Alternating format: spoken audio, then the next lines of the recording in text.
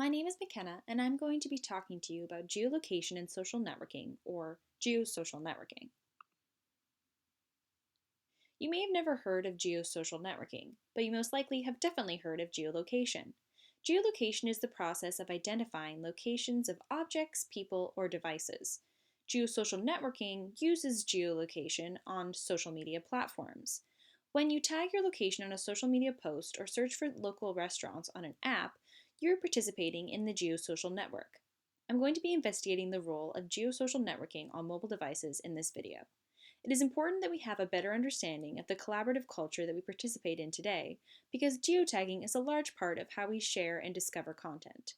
Let's start with the basics. How does geosocial networking work?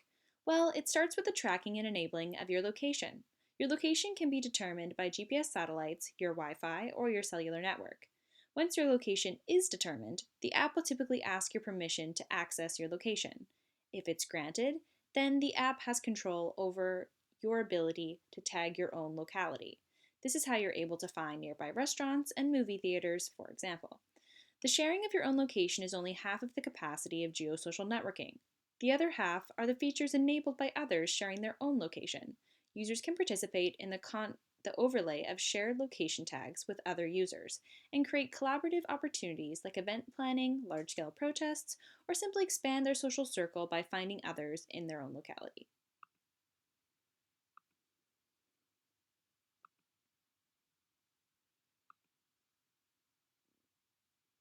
I decided to focus in on geosocial networking and location-based apps because they appear to be the next step toward real-time experiences, and their existence completely alters the capabilities and existence of content sharing.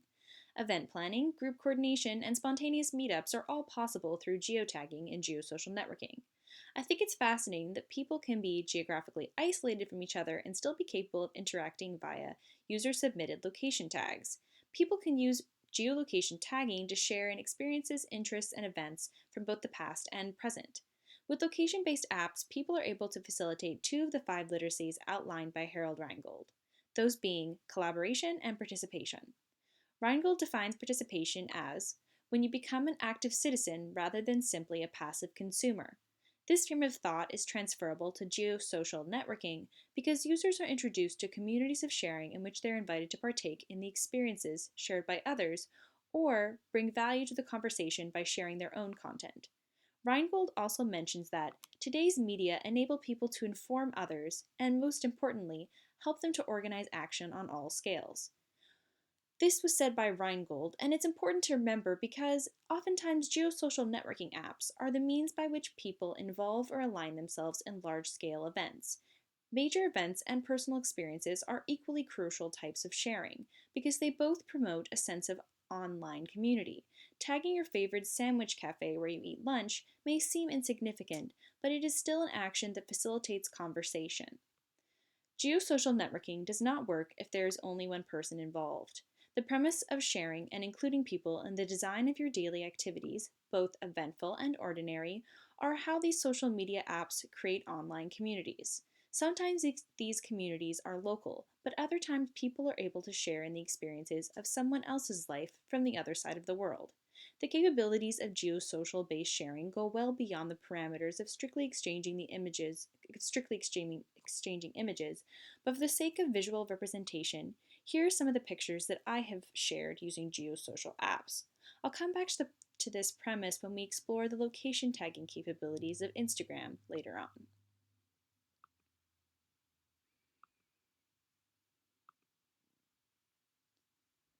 With location-based geotagging, mobile users can participate in a larger conversation through apps like Foursquare, Brightkite, Looped, Godwalla, and more recently, Facebook, Twitter, and Instagram. These social media apps are all about building a connection between shared experiences. Geolocation enables this and feeds collaborative culture by virtue of sharing. I will be touching on the apps Brightkite, Looped, Godwalla, and Foursquare as examples of some original geolocation-based apps. They've since been replaced and superseded by apps that serve to a multitude of features and are not limited to location sharing alone. Geolocation is now only a component to most successful apps. Take, for instance, Facebook.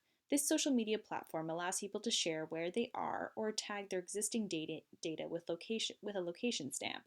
But this is only a very small part of Facebook as an entirety. Geolocation puts posts on the map. If we were to look at a company like Yelp, we would see that their entire premise is designed around location tagging. This is how people are able to find ratings, suggestions, and reviews about nearby restaurants that they're interested in. The main purpose for geolocation apps comes in the form of two streams. The first is the reporting of our own location. An example of this would be tagging location with an Instagram picture. The second aspect is finding others through proximity to your location or search-based entries. An example of this would be searching for the Vancouver hashtag on Twitter. These aspects are what makes geosocial networking a two-way participatory collaborative adaptation to the digital realm. We share information with others, and in return, we are privy to what is happening and what other people are sharing in our area. Let's move on to some real-life examples. What you should know about the first geolocation apps is that they primarily did two things. They reported your location to other users, and they associated real-world locations such as restaurants and events to your location.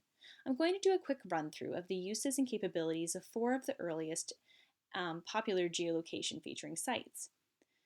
Foursquare has a massive list of places all over the world that offer special discounts and free drinks to anyone who has registered a certain number of check-ins at their site.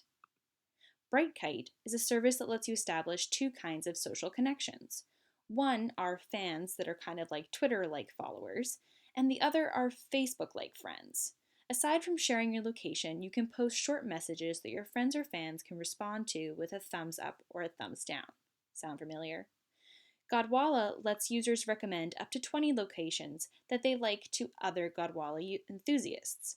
Your friends can then complete the trip, such as city tours or bar crawls. Finally, Looped can provide an event directory called Pulse, where you can browse various listing categories, such as movies, gigs, and shows, for things going on near you, and afterwards leave ratings and tips.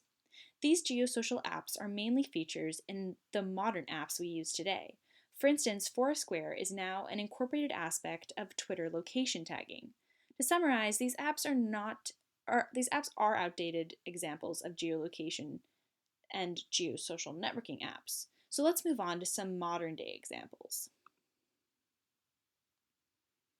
Now, rather than give you another example where I just kind of have one picture to show you, I thought I'd give you an example by showing you my own by showing an Instagram account that I made for school. As you can see Vancouver on the map. I can look at all other pictures that have been tagged in Vancouver or use the Vancouver hashtag. So now I can see other people that are in my own area. I can tag my own pictures, or I can look up any other pictures that happen to have been in the area. So there's a lot of different opportunities on Instagram when it comes to searching for things just specifically based on location.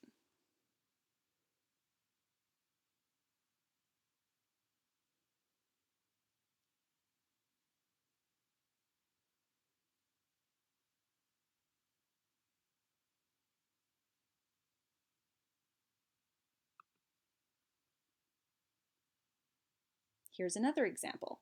Twitter.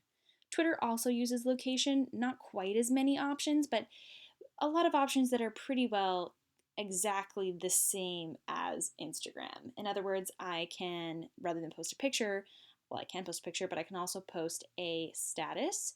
And as you just see there, I actually haven't enabled my Twitter to track my location, but if I did, that means that I could tag my status with Vancouver. And as you can see now, I'm looking up Vancouver to see what other tweets have already gone out in my area. A great way to stay engaged with what's happening in your community and find out what's going on in your locality. Finally, I'm just going to do a quick synopsis of Yelp. Yelp is definitely the most specifically location-based app that I've shown so far. In other words, like geotagging is the main component of Yelp. Everything like in restaurants, movie theaters, food, no matter what you're looking for, it's based off your current location. So it's going to look for the closest options to you. As you can see here, I put in Vancouver, so I can look um, in other locations, and then it'll come up with wherever's closest to the center of Vancouver.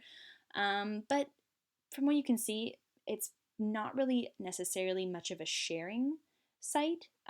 It's more of a opportunity to find what's near you, although you can either put your own feedback back after you visit a restaurant or a movie theater. You can rate the different places you visit. Like, there are opportunities for you to still maintain that basis of sharing, where you are able to see content, but then you're also able to react to it. In conclusion, remember that your online community can translate into our physical community. You are linked to a multitude of voices that are sharing their thoughts, images, feelings, and experiences every day when you use a geosocial app. Add your voice to the choir. Don't miss out on the opportunities that arise from collaborating and sharing with not only your immediate neighbors, but also with the global community that we share this earth with. Start tagging.